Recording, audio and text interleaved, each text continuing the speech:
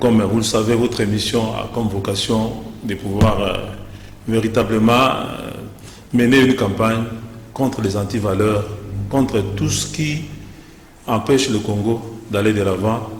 Après 61 ans d'indépendance, on se rend compte que ce pays ne fait que reculer, ne fait que poursuivre en tout cas sa descente aux enfers. Et pour certains compatriotes, il faut en tout cas s'arrêter pour pouvoir en tout cas faire le bilan du passé et voir dans quelle mesure nous pouvons avoir de bonnes perspectives pour ce pays qui est bloqué. Et ce n'est pas moi qui le dis, c'est le prophète René Mouni Badjoko. Il est coordonnateur de la mission prophétique du Congo, MPC, et il vient avec nous ici, sur ce plateau, pour pouvoir en tout cas vous entretenir sur le danger qui guette la route de moitié du Congo qui est bloquée. Et il a en tout cas des propositions à faire pour qu'on puisse faire avancer les choses. René Mouni Badjoko, bonjour et bienvenue en tout cas sur ce plateau de l'École du Changement. Bonjour, papa Jean Romance. Voilà. Le 5 octobre dernier, dans la concession Zolantima, vous délivriez un message pour la nation congolaise et vous avez dit que ça a été fait après que vous ayez entré en prière et que l'Éternel vous a en tout cas donné ce message-là. Si vous pouvez nous résumer le message que le Seigneur vous a donné pour délivrer aux Congolais et que vous aviez communiqué devant la presse le 5 octobre dernier, prophète René Mouni Badjoko. Oui, le message est tout simplement dit qu'il faut qu'on s'arrête. La nation doit s'arrêter parce que le Seigneur veut que nous puissions nous arrêter. Pourquoi nous devons nous arrêter? Parce que jusque-là, nous ne parvenons pas à faire ce qu'il attend de nous. Et c'est depuis beaucoup de temps. Depuis, comme vous-même venez de dire, là, depuis 1960, le pays ne parvient toujours pas à aller de l'avant. Et compte tenu de la situation à laquelle le Seigneur attend le peuple congolais d'exercer, et il dit qu'il faut qu'on s'arrête maintenant pour faire le bilan dans cette réunion pour laquelle il veille la refondation de la nation congolaise. Normalement, on s'étend vers une 4e république. Lui, il veut être l'architecte et le constructeur parce qu'il a remarqué que franchement, ce qu'il veut faire avec le peuple congolais, il n'arrive pas encore à faire à cause de tout ce que nous faisons comme dégâts au niveau de l'Église, au niveau de politique et au niveau de la population. Sinon, la mission à laquelle il a signé le Congo ne parviendra pas à s'accomplir. Jusque-là, il est un peu déçu des politiques, des chefs, les chefs religieux ainsi que les responsables du peuple. Comme ça, il dit qu'on puisse s'arrêter un peu pour qu'on essaye. Oui, bon, que le Congolais puisse s'arrêter pour faire quoi, prophète René Mouni Badjoko? Oui, la première chose que nous devons faire, c'est de reconnaître tout le mal que nous avons fait dans notre nation, en commençant par l'Église, qui n'a pas été à la hauteur de faire le travail que Dieu a demandé de faire. Parce que vous devez savoir que l'Église a reçu la mission d'informer, c'est-à-dire d'enseigner les gens la loi et les principes de Dieu, de former ces gens. Dans cette formation, il y a la formation, la partie spirituelle et la partie morale, et de donner d'autres informations liées, comment il faut comprendre. Et le troisième élément de l'Église, c'est de créer des activités pour que maintenant les enseignements enseignés, si on peut mettre en pratique, pour transformer les nations en devenant les royaumes de Dieu sur la terre. Donc, c'est-à-dire un monde d'amour, de paix et de justice où tout le monde se retrouve et tout le monde se voit. Mais l'Église, il trouve qu'elle est entrée dans des choses qui sont complètement impossibles. Et les politiques ne peuvent pas s'en sortir quand l'Église est déjà là. Parce que tous ces politiques-là sont des enfants de l'Église. Et quand ils voient que l'Église ne marche pas, et les choses ne marchent pas, les valeurs qui étaient les valeurs divines au niveau de l'Église, ça ne marche pas. Alors, à ce moment-là, il ne faut pas entendre quelque chose de politique ou quelque chose de peuple. Parce que c'est l'Église qui a reçu la mission par Dieu d'aller faire de toutes les nations des disciples. Enseigner-leur tout ce que je vous ai prescrit. Il faut les enseigner comment ils vont faire la politique, comment ils vont faire leurs propres affaires, comment ils vont faire les trucs, comment faire le reste des choses que vous êtes en mesure de faire. Donc, à ce moment-là, il faut être capable de comprendre que c'est l'affaire. Donc, c'est pour vous dire que nous ne sommes pas... Nous devons aller nous repentir. nous devons aller nous réconcilier et nous devons faire un Congo que le Seigneur veut. À partir de ça, nous pouvons y aller. Parce que tout ce que nous avons construit jusqu'aujourd'hui, c'est dans la fausseté. Et ce que le Seigneur a dit, les fondements sont tellement, des fondements sont renversés, qu'ils soient à tous les niveaux. Tous les fondements sont renversés.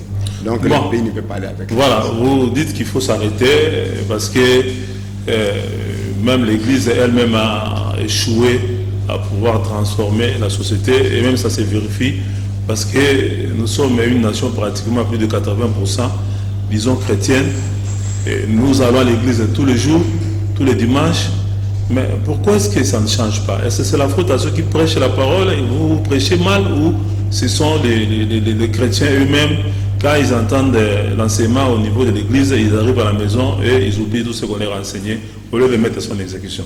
Oui, le problème, vous voyez, je vous donne un exemple biblique de la situation. Jésus arrive en Israël, il n'est pas allé voir les rois. Il est allé d'abord voir le temple. Il arrive là-bas le temple parce qu'il y a une prescription au temple.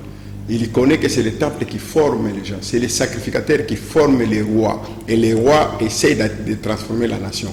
Il arrive au temple et trouve que ce lieu qui était un lieu de prière, ça devient, au fait, un lieu d'échange de monnaie. Ça devient un endroit où maintenant les choses sont en train de se passer. Il dit, mais c'est pas possible. Cet endroit que j'étais considéré comme une maison de prière, ça devient une caverne de voleurs. Donc en fait, les voleurs, ils doivent venir à l'église, mais ils doivent être transformés. Quand ils vont sortir de l'église pour aller à la société, ils viennent à l'église pour être transformés de manière à ce qu'ils puissent aller à la nation et donner de meilleurs d'eux-mêmes au niveau de la nation, et de manière à ce qu'ils sont les sels de la terre, la lumière du monde. Ils vont éclairer tous les partis là où il y a des ténèbres pour que la société revienne. Jésus-Christ a passé tout son temps, plus de 75% de ses prédications étaient dehors des temples. Pour dire que la situation, ce n'est pas dans les temples. Le temple, nous allons être appris, enseignés et tout comme ça. Mais maintenant, le problème, pour transformer les cœurs des gens, il faut que ces personnes qui enseignent, qui instruisent les gens, eux-mêmes doivent être transformés. Ils doivent être des modèles à suivre. Des modèles à suivre, parce que c'est ça, en fait, c'est une onction qui est transmise à quelqu'un d'autre. Si vous avez une onction qui est de voleur, qui va transmettre, l'homme ne peut donner que ce qu'il a. Alors c'est maintenant où ça commence. Alors maintenant, quand ces gens-là sortent du temple pour aller, ils ne parviennent pas. Donc il y a double responsabilité. La première responsabilité, quand le pays c'est toute la situation, c'est la responsabilité de l'Église premièrement. Parce qu'elle a reçu le pouvoir et l'autorité de faire tout. Et la deuxième responsabilité des dirigeants, parce qu'eux aussi sont des chrétiens. Vous venez de dire très bien, la majorité de la population est chrétienne. Donc aussi, le temps que nous avons des chrétiens, les chrétiens aussi doivent être en mesure de comprendre que lui-même, parce que le pasteur fait quelque chose de mal, lui ne peut pas suivre le mal, il doit suivre le bien. Jésus est venu encore pour faire quoi? Pour nous donner la capacité de s'auto-gérer, de s'auto-gouverner, où l'homme a perdu. C'est-à-dire, devant une situation, tu peux dire oui ou non. Ce n'est pas d'abord les lois. Pour un chrétien, les lois viennent après. Mais en lui, il y a des lois de Dieu. Pour dire qu'il trouve un feu vert, un feu rouge. Un signalement, on dit qu'il y a un feu rouge. Il ne peut pas. Même s'il n'est pas un policier, les chrétiens doivent respecter. C'est l'autogérance, l'autogouvernance. Il est donc capable de s'autogérer. Tu vois l'argent de quelqu'un, tu ne peux pas prendre, tu es au niveau de la fonction publique, l'argent du trésor public, tu sais que ça ne vous appartient pas. Même si tu as la possibilité de triquer, de ne pas le faire, tu ne peux pas le faire parce que tu es chrétien. Au départ, tu es d'abord chrétien. Il y a aussi un problème, pasteur René Mouni Badjoko. Le problème aussi, c'est en fait le berger, le pasteur lui-même. Vous vous rendez compte, par exemple, quelqu'un qui ne touche même pas $1000, mais qui vous amène $10,000 comme contribution à l'église. Et vous prenez. C'est aussi un problème là. Mais non, exactement. Les hommes de Dieu couvrent le mal au lieu de les dénoncer, par exemple. Mais exactement. C'est cela que les hommes de Dieu devaient prêcher le chrétien d'être intègre, le chrétien d'être quelqu'un qui craint Dieu là où il est. Et quand il arrive chez vous, le pasteur, avec $10,000, ou avec $15,000, vous prouvez $15,000, il dit je viens déposer la dîme, ou $50,000. Il faut appeler le frère.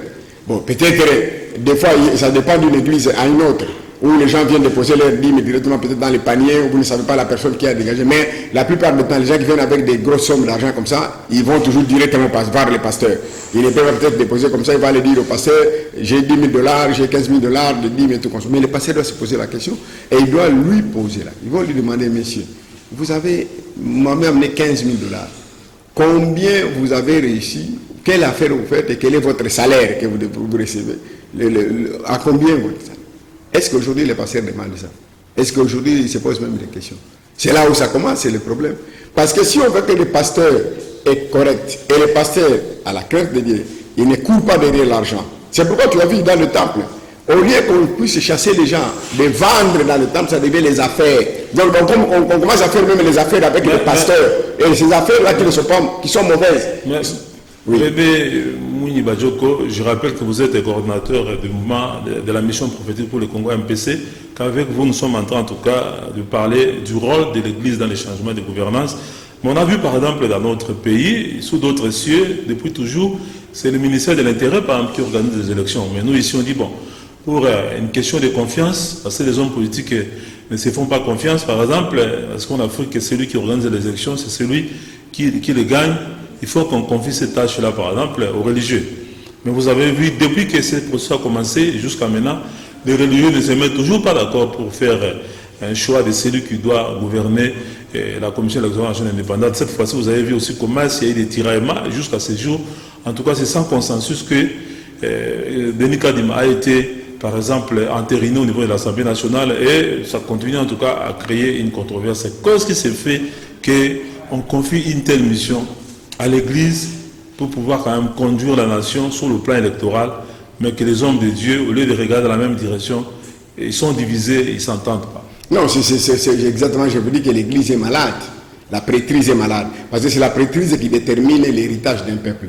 Si la prêtrise est au service de Dieu, le peuple va gagner son héritage et il va être capable de reconquérir son pays. Mais si la prêtrise est au service du diable, au service des hommes, le peuple perd son héritage. Et dans les cas d'espèce, c'est ce que vous êtes en train de voir. Donc l'église est corrompue par des politiciens, et les politiciens viennent corrompre les membres de l'église, et l'église se laisse corrompre en même temps, et tout ce que vous êtes en train de voir là. Parce qu'on peut vous dire, il y avait un cas, par exemple en 2006, en 2011, moi j'étais dans une réunion, j'avais refusé le problème de dire que nous avons recommandé des candidats au niveau de la CENI. En vous donnant d'abord cette responsabilité qu'on vous a donnée, les gens croient que par l'Église, comme symbole de moralité, ils vont faire un travail impeccable qu'on ne peut pas effectivement les condamner. Mais regardez par exemple en 2006, nous nous sommes mis contre cette affaire. Et je crois que j'ai fait même passer des émissions avec vous, avec vos frères et tout, pour démontrer cela. Quand Malouma nous s'est présenté comme candidat au niveau de la CENI pour la seconde fois. Nous avons dit non, l'Église catholique ne vous a pas envoyé. L'Église catholique a choisi Botolo comme candidat et tout. Toi, tu ne peux pas te présenter parce que ici, ce sont les candidats doivent venir de l'Église, ou bien l'Église doit les soutenir. Mais vous, l'Église catholique a déjà envoyé, et vous appartenez à l'Église catholique. Mais tu ne peux pas venir. Oh non, moi je suis indépendant. On a dit non. Ça, c'est une forme de tricherie. Et vous avez vu ce qui s'est passé. À la fin du compte, les autres confessions religieuses, au lieu de se mettre contre cette candidature-là de Maloumalo, comme Maloumalo était soutenu par un groupe de politiques pour essayer de faire ce travail, ils n'ont pas condamné. Ils nous ont laissé Maloumalo. Mais nous avons pris notre responsabilité en tant que les serviteurs. Moi, je dis à Maloumalo de retirer sa candidature. S'il ne retirait pas sa candidature, il ne nous amènera pas aux élections. Et c'est ça que ça a été fait. Parce que nous l'avons acquis chez le Seigneur. L'Église aujourd'hui a perdu toute sa valeur et tout ça. L'Église d'abord est au-dessus des politiques. Est au-dessus de la mêlée, de tous ces problèmes-là. Les politiciens aujourd'hui, s'ils ont des choses à dire aujourd'hui, c'est parce que l'Église est faible. Aujourd'hui, l'Église ne peut pas, les politiciens ne peuvent pas commencer à commander l'Église. Quand j'entends certains politiciens qui disent que nous sommes dans un état laïque, l'état laïque, cela veut dire quoi? Quelqu'un il dit nous sommes dans un. Non, on vous reproche, vous les pasteurs, vous ne savez pas vous engager en politique, vous pouvez parler politique, tout ça. Mais non! Ils ont raison ou pas ces gens-là qui estiment que vous devez rester dans la prédication de la parole de Dieu et laisser la politique aux politiciens? Mais non, la parole, la Bible, comme vous êtes là, elle est au grand complète. La première nation que Dieu a prise sur la terre pour montrer le modèle des nations à construire sur la terre comme Dieu, c'est Israël. Mais dans la Bible, vous trouvez la Bible est politique. La Bible, je vais donner les pourcentages des Écritures dans toute sa dimension. 26% Dieu a parlé de l'armée et de la politique dans la Bible. Et c'est les pourcentages les plus élevés. Le reste, c'est l'économie, il a parlé de 8%, de 12%, de l'aide sociale, de 4%, la sécurité, l'hygiène, il a parlé de 3-4%. Mais la matière abondante dans la Bible, c'est l'armée, la politique. pour savoir comment vous allez gérer votre pays sur le plan. Et il donne même comment l'organisation d'une armée, l'organisation... Donc, c'est la politique. Donc, Dieu n'est pas contre la politique. C'est qu'ils expliquent ça, des pasteurs qui expliquent des choses comme ça, ils ne comprennent même pas leur mission. Quand Dieu dit, allez, faites aider toutes les nations, les disciples, cela veut dire quoi? C'est transformer les nations en devenant le royaume de Dieu. Vous allez les transformer comme ça, parce qu'il y a la branche politique. Il y a la branche économique et la branche sociale. Si je comprends très bien, si nous voulons en tout cas dans ces pays relever la tête, il faut que l'Église puisse s'impliquer aussi dans la transformation des citoyens. D'abord, l'Église doit se repentir pour laisser 60 ans que le pays est en train d'aller en désordre comme ça, et il laisse les politiciens faire tout ce qu'ils sont en train de faire. Vous savez que Dieu a refusé à David de bâtir le temple. Or, David fut l'homme selon le cœur de Dieu. Quand vous voulez travailler avec Dieu, comme vous avez dit, nous sommes, Monseigneur Ambongo a dit, le cardinal a dit, plus de 80% de la population, 85%, il a dit 90% sont des chrétiens dans cette nation. Et il a parlé seulement là, l'église catholique et les protestants. Mais il faut prendre aussi même les églises de donc on peut élever les autres. Donc nous pouvons aller à 95% de la population qui est chrétienne. Dans ces cas-là, les gens doivent adopter la vision de Dieu pour bâtir la nation. Or, quand vous choisissez la vision de Dieu pour bâtir la nation, il y a maintenant les principes divins qui doivent être honnêtes pour bâtir cette nation. Oui, dans votre message du 5 octobre, le prophète René Mounimbadjoko, vous préconisez, vous recommandez au chef de l'État, en tout cas la convocation d'une conférence prophétique nationale. Et c'est un peu d'expliquer à nos téléspectateurs qu'est-ce à dire conférence prophétique nationale. On va faire quoi? Que les hommes de Dieu se retrouvent avec les politiciens, à leur tête les chefs de l'État, pour trouver des solutions aux problèmes qui se posent au pays. Mais oui, c'est-à-dire Dieu convoque la nation. Dieu convoque la nation, la convocation solennelle. C'est-à-dire Dieu invite la nation à se mettre ensemble. Mais le chef de l'État, comme il est le garant, comme il est le président de la République, lui ne fait que signer l'ordonnance pour dire que la nation... Vous avez vu ce qu'il a fait au stade. Il est allé dédicacer le pays. Qu'est-ce qu'il a fait? On lui a juste dit ce qu'il devait faire. Il l'a fait. Et la même chose, dans la Bible, ce que je demande là, la conférence prophétique nationale. Parce qu'il y a une prophétie qui est au-dessus du Congo. Les prophéties bibliques. Les prophéties bibliques là sont avant la création de l'État indépendant du Congo. Mais sur les Congolais et sur la République démocratique du Congo. Dieu veut qu'on puisse suspendre la Constitution maintenant. Qu'on l'écoute d'abord et qu'on doit faire le reste après. Le président convoque. Et nous sommes dans cette réunion-là. Et nous avons les matières à donner pour que les pays puissent s'en sortir. Sur le plan politique et économique, je sais que Dieu veut. Et il ne veut plus cette affaire de l'union sacrée, de la Mouka, de FCC, de quoi, avant que nous puissions nous mettre ensemble pour écouter ce que Dieu dit. Si les gens ne font pas ça, le Seigneur dit, il va mettre fin dans tous ces problèmes. D'ici la fin décembre, ici du mois de décembre, il va trouver une transition pour le pays, et ça sera sans l'union sacrée, sans la Mouka, sans FCC, et il va prendre des personnalités qui soient des personnalités des mondes scientifiques dans notre pays, des Congolais qui sont issus dans ce pays, qui ne sont pas des politiques, et qui ne sont pas même dans ces histoires de groupes et de confessions religieuses, mais qui sont des hommes et des femmes qui ont de vraies valeurs spirituelles, morales, éthiques et patriotiques, qui vont conduire le peuple dans une transition. La Constitution sera suspendue, et pour permettre à ce que les gens organisent la nation et renvoient la nation pour aller faire même un programme de 30 ans, de 40 ans. Quand vous parlez de suspendre la Constitution, ça s'appelle un coup d'État. Il n'y a pas un coup d'État. Vous avez suspendu la Constitution plusieurs fois, monsieur Jean Romas. Plusieurs fois, vous avez suspendu cette Constitution. Vous l'avez violée comme aucun... Depuis 60 jusqu'à aujourd'hui, les fondements du pays sont renversés. Aucun pouvoir aujourd'hui, dis-moi, quel est ce pouvoir qui a respecté la Constitution depuis cela. En 60, on a eu l'indépendance. Juste après l'indépendance, Lumumba a été assassiné. Et vous avez pris le pouvoir par la force. Vous avez renversé les fondements de la nation dans lesquels vous avez voulu même faire de la démocratie. Et après Lumumba, qui n'est pas parti, Mobutu est resté, il était dictateur. Mobutu, quand il a voulu changer le pouvoir, en attendant changer le pouvoir, Kabila est arrivé avec les armes pour chasser Mobutu. C'est toujours les fausses fondements. On ne peut pas venir tuer les gens, après venir le pouvoir pour essayer de faire. Ça ne se passe pas comme ça pour avoir le pouvoir. Et après Kabila, le fils est retourné d'une manière scandaleuse, il prend le pouvoir avec les autres, on ne sait pas comment établir. Donc les fondements toujours. Vous allez à Sand City, vous revenez de Sand City, alors vous dites les élections de 2006, chaotiques.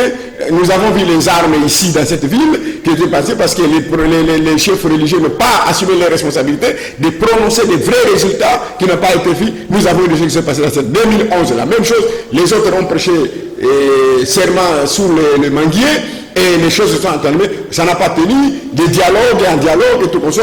2018, ça n'a pas marché et aujourd'hui les gens sont dans la rue et partout pour dire que, tu vois, les fondements sont complètement renversés. Et c'est là nous avons cette crise de légitimité qui continue jusqu'aujourd'hui. Et je peux vous rassurer que nous avons essayé de dire aux gens qu'on s'arrête depuis 2018 pour qu'on essaie de faire d'abord l'autopsie de cette nation, qu'on n'ait pas aux élections avant. Ça ne sert aujourd'hui rien d'aller aux élections parce que les mêmes effets, ce que nous avons aujourd'hui, les mêmes causes produiront les mêmes effets. Aujourd'hui, comme ça commence déjà les élections, dès le départ avec les confessions religieuses ne sont pas entendues. Aujourd'hui, on a entérimé des gens qu'on ne peut même pas entérimer. C'est moi, j'ai vu la liste, qu'on a parlé même de certaines personnes qu'on a entérimées. Ils sont des députés provinciaux, l'air non se retrouve comme des gens de la société civile et tout comme ça. Et aujourd'hui, vous savez, l'ensemble menace. Et c'est ce que je vous ai dit depuis le 5, que depuis ce temps-là, Dieu a dit, il va mettre fin à ces choses. Dieu est en train de mettre la confusion. La confusion va aller de confusion à confusion.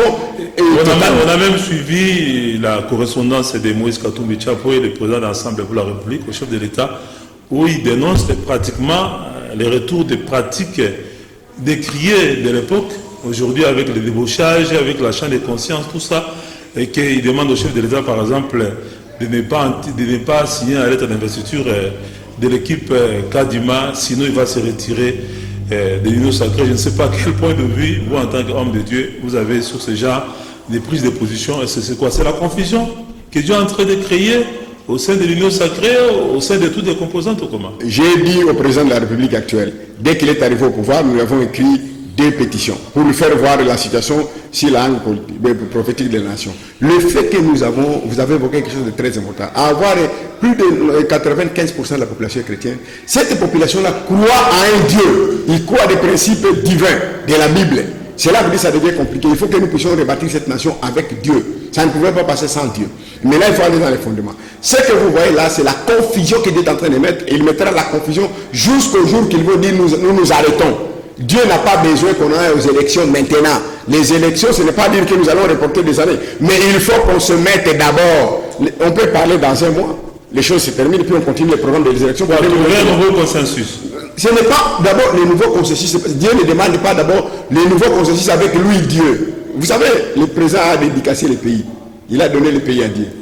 En donnant le pays à Dieu, Dieu a bloqué le pays pour dire que vous m'avez donné le pays, mais moi je ne vais pas construire avec vous. Vous les politiciens là, la médiocrité que vous avez là, c'est que vous avez fait dans ce pays. Vous avez tué des gens, vous avez engagé des gens, vous avez fait... Vous les chefs religieux là, vous êtes corrompus et vous êtes en train de faire, vous avez l'abomination dans les temples.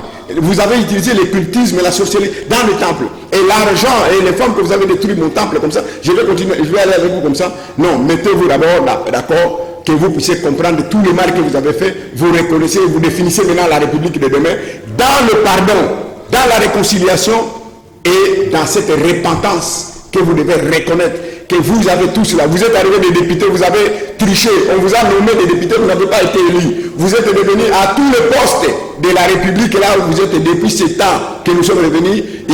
Pourquoi il y a la crise de légitimité? Depuis 60 rappels Lumumba, il n'y a pas de présidents qui ont été élus correctement et convenablement dans cette nation. Tous par la tricherie, la fraude, ou par les armes, ou par les choses en train de faire. Et vous continuez, que vous pouvez continuer des choses comme ça. Et Dieu dit, il faut qu'on s'arrête. Si on ne s'arrête pas, Dieu va passer à la vitesse supérieure. Nous sommes avec vous ici, parce que nous avons donné toujours ces messages. Quand les gens nous avons donné à des régimes passés, ils croient qu'ils sont en train de passer. Et nous avons donné au président Fachi quand il est arrivé, en disant que si vous ne suivez pas ça, Dieu va détruire FCC et Cash. Et voilà, Dieu a détruit. Il a dit toutes les institutions ici. Parce que le péché est un outil à partir des élections de 2018. Le péché des Congolais est entré en son comble. Et dans cette confusion-là, prophète René Mouibajoko, on se rend compte aujourd'hui, par exemple, plusieurs semaines déjà après la rentrée scolaire, pratiquement il y a des écoles qui ne fonctionnent pas, les enfants partent à l'école et n'étudient pas. Aujourd'hui même, nous apprenons il y a des élèves qui sont allés marcher, organiser une protestation au Palais du Peuple, le siège du Parlement. Je ne sais pas comment vous expliquer le fait qu'il y ait même des enfants de l'école primaire et même secondaire puissent comme ça se prendre en charge, plutôt que ce soit des parents qui revendiquent les droits des enfants. Oui, nous pouvons savoir que, vous savez, quand Dieu parle de quelque chose, il peut utiliser n'importe qui. Il peut utiliser un animal, tout ça pour s'exprimer, pour dire que cette fois ici, il est en train d'avancer. Bon, les enfants s'élèvent, ils disent que peut-être ils n'étudient pas. Pourquoi ils n'étudient pas? L'année est en train d'aller une année blanche, et comme ça, ils s'élèvent pour dire et réclamer. Bon, ils réclament parce qu'ils voient les élus des peuples qui sont là-bas, qui ont dit les ont envoyés là-bas pour essayer de voir leur dossier. Mais maintenant, toute cette confusion-là, tous ces problèmes-là, est-ce que les gens ne peuvent pas s'arrêter? Les peuples ne peuvent pas. Ce n'est pas dire que nous le disons parce que vous avez besoin. Non, Dieu le veut. Dieu veut que nous puissions nous arrêter. Dieu veut que nous puissions nous arrêter. Le président de la République, s'il est vraiment, il comprend ce qu'on est en train de dire, qu'il n'entre pas dans ces histoires-là, qu'il est en train de croire. Tous les gens qui sont tout autour de lui là, ils ont fait la même chose avec Kabila, ils ont fait la même chose avec Kabila le père, avec Mobutu, ils ont fait le même. Mais ces gens-là sont toujours là. Ils n'entendent jamais quand il est en train de parler. En donnant le pays à Dieu, lui qui a cédé le pays à Dieu, il doit savoir que le pays n'est plus à son contrôle.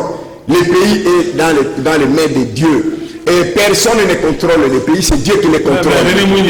Mais Dieu ne va pas faire descendre une armée céleste pour pouvoir exécuter son plan. Mais comment ça va se passer? C'est pourquoi il nous envoie. C'est pourquoi nous sommes là, il nous envoie pour dire au président de la République de s'arrêter. Vous savez, quand le président de la République a fait la consultation nationale, qu'il a envoyé de faire, lui-même il a dit que je peux faire la consultation nationale. Donc il a eu des décisions avec certains membres de son parti ou de son groupe pour dire qu'il va faire la consultation nationale.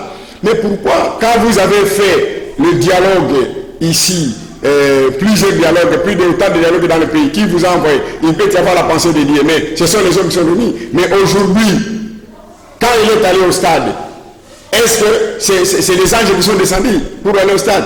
Mais ce sont les hommes qui l'ont proposé, ou bien il a dit je vais faire ceci. Mais maintenant, Dieu, le même Dieu, nous envoie d'autres personnes dans la recherche de la paix, du bonheur et de la prospérité de cette nation. Il dit arrêtez-vous. Est-ce qu'il ne peut pas ça? Il faut entendre cela parce qu'il est de votre camp, il est de ceci ou de là. Non, il est tout. En fait, le chef de l'État peut entendre la voix de Dieu, comme vous le dites. Il organise cette conférence nationale prophétique et on sort les résolutions. Mais vous savez vous-même, dans notre pays, le grand problème, c'est ce que quand on fait des assises, les résolutions ne sont pas appliquées. Nous avions eu la conférence nationale, nous avions eu Sun City, et beaucoup d'autres échanges, ça ne s'applique pas. Il y a même Moïse Katoum, par exemple, qui se plaint du fait que, au cours des consultations, il y a des choses auxquelles ils se sont mis d'accord, mais arrivé maintenant dans la mise en application, c'est autre chose qui se fait. Est-ce que vous êtes sûr que si on organise cette conférence prophétique nationale et quel est le résultat, les recommandations vont en tout cas être appliquées? Voilà maintenant la responsabilité, comme vous avez dit, le rôle de l'Église. Maintenant l'Église va jouer maintenant son rôle. Tout celui qui n'acceptera pas d'aller là-bas, vous savez pourquoi Christ a été crucifié? Christ était crucifié parce qu'il fallait sauver la nation et il fallait sauver la ville de Jérusalem. Les sacrificateurs se sont rendus compte qu'ils étaient sous la domination romaine. S'ils laissent cette responsabilité, ils continuent à faire des miracles. Et les Romains vont continuer à croire. Les gens crient que les rois des Juifs arrivent. Oh, les Romains vont dire ceci. Il dit, les sacrificateurs se réunissent et disent, allez, sacrifier ces gens. Nous prendrons notre responsabilité. Parce que la crise est morale et spirituelle. Cette crise spirituelle et morale, je vous assure, vous n'allez pas régler ça avec les problèmes politiques et les problèmes économiques. Non, il faut résoudre la crise d'une manière spirituelle. Et pour une manière spirituelle, il y a des schémas spirituels à suivre, des schémas bibliques à suivre pour dégager les programmes. C'est pourquoi ces schémas-là et la responsabilité de l'Église, c'est quoi? Et l'erreur de l'Église, les politiques les appellent et les entraînent dans un schéma qui n'est pas un schéma biblique, un schéma spirituel pour résoudre les problèmes. Et à chaque fois qu'ils vont dans ce schéma-là, ils sont contrecarrés. Ils ne savent pas comment faire. C'est pourquoi nous allons dans ce schéma spirituel, le schéma biblique sur lequel il faut qu'ils régnent. Les gens doivent se repentir, ils doivent reconnaître qu'ils ont tous fait mal dans ce pays. Depuis 60, il faut qu'ils reconnaissent. Les églises, les politiques et tous les autres, les peuples, ils reconnaissent ce mal. Et maintenant, nous voulons rebattre. Maintenant, avec ce mal, il faut qu'il y ait toute une restructuration, une refondation de la nation. Donc, il faut refonder la nation. Tout ce qu'ils ont mis là, des institutions, ce sont des choses qui n'ont pas de sens, pas de fondement. Et pourquoi vous voyez des problèmes? Aujourd'hui, vous pouvez imaginer les gens qui se battent aujourd'hui sur le terrain. L'église est là où l'église est malade. Le président actuel et Fayoum, ce sont les gens des mêmes églises. Et vous pouvez imaginer ça. Et quels sont les principes bibliques? Les gens des mêmes églises qui vont se tirer, qui vont s'armer pour les questions de pouvoir. Est-ce que le pasteur même de cette église, il n'arrive pas à le réconcilier? Est-ce que vous comprenez cela? Que le problème est très profond. Donc la crise est très profonde. La crise est vraiment ce qu'on appelle spirituel et moral. On ne peut pas résoudre ces problèmes avec ce que vous êtes en train de faire là. C'est pourquoi nous disons, si les gens ne viennent pas, ils vont appliquer cette fois-ci. Je te dis, ils vont appliquer. Ce que Dieu va dire et ce qu'ils vont le faire, ils vont l'appliquer. Et ceux qui n'appliqueront pas, je vous dis, Congo na bango. On va Tonga. Mais Biso Tonga Congo maintenant, dans Zambie. Il doit être l'architecte et le constructeur. Nous allons utiliser le prérogatif et notre autorité spirituelle en tant que l'Église. Pour tous ceux qui ne pourront pas le faire, on va les mettre, on va les exclure, on va les mettre hors de ta vie. Ça veut dire quoi là? Vous êtes en train de prêcher quoi? L'évangile de la libération. Exactement, mais Christ est venu installer le royaume de Dieu sur la terre. La théologie de la libération. Donc la théologie de la libération, Christ était un praticien. Lui, il était en train de dire, il chasse les démons et que vous ne faites pas ceci, il le fait. Paul, il est en train de prêcher, quelqu'un vient pour obstruire et quelqu'un n'est pas écouté la parole de Dieu, il dit que tes yeux là soient fermés. Moi, je le dis ici, plusieurs personnes les connaissent. J'ai dit à Malman que Malman, tu as triché, tu ne nous amèneras pas aux élections. Demandez à votre conseil, Sylvie Bongo, qu'il a été dans l'émission et tout consort, on a été injuré de tout le monde et tout consort. Mais Malman ne nous a pas menés aux élections de 2011, il est décédé. Et nous les avons conseillé de ne pas faire. Aujourd'hui, tous les gens qui ont organisé les élections, ils sont en train de se passer. Aujourd'hui, le deuxième qui a fait, le pasteur Ngoïmounda, il est en prison. Et aujourd'hui, ils sont en train de te dire, Nanga qui venait de faire les élections, les membres de l'église. Il faut que l'église prenne des décisions sur ce genre de personnes. Et nous disons que ça ne sera plus jamais. Est-ce que finalement, pour ne pas se compromettre, quoi, pour ne pas être traîné dans la boue, est-ce qu'il n'est pas question, par exemple, que l'église puisse décliner cette offre-là, de pouvoir piloter la commission des zones nationales indépendantes? Non, l'église ne peut pas laisser comme ça. L'église doit s'assumer. Il doit être capable de produire des bons résultats. Chaque fois, les politiciens les manipulent tout ça. Mais non, ça veut dire que ce n'est pas seulement... Si les gens qui sont là-bas, est-ce qu'aujourd'hui, les politiciens, beaucoup de politiciens ont commis des bavures dans cette nation, est-ce qu'ils ont abandonné la politique? Ils continuent à manger, à boire aujourd'hui, ils sont toujours dans les mangeoires. Et tout pour essayer de le faire, mais le peuple ne se rend pas compte de ça. Aujourd'hui, même les gens qui sont en train de venir aujourd'hui, il y a beaucoup de griefs qui sont sur leur dos. Nous avons des opérations de 100 jours. Il est sorti plus de 450 millions de dollars, mais il y a quelques sommes que nous sommes en train d'entendre. Est-ce que l'IGF nous a déjà donné sur les programmes de 100 jours qui s'est passé? Il y a les problèmes qu'on entend, les détournements de Covid, de l'argent de Covid. Il y a aujourd'hui, nous entendons les 15 millions qui sont sortis à l'époque. On ne comprend même pas ce qui est en train de se passer. Des millions. Ici au Congo, on ne détourne que des millions de dollars. Ce sont des griefs. Oui, on peut comprendre que les hommes politiques, sans oublier l'opération RAM et tout ça, sont en train de se passer. On peut comprendre que les hommes politiques vivent dans les désordres, dans la confusion et qu'ils puissent violer la loi, tout ça, être désordonnés, mais pas les hommes de Dieu quand même. Exactement, je suis d'accord avec vous. C'est l'église qui doit être le modèle et la tête. Et maintenant, si l'église les laisse, parce qu'ils sont les enfants de l'église, mais ils peuvent aussi avoir ce qu'on appelle des sanctions spirituelles.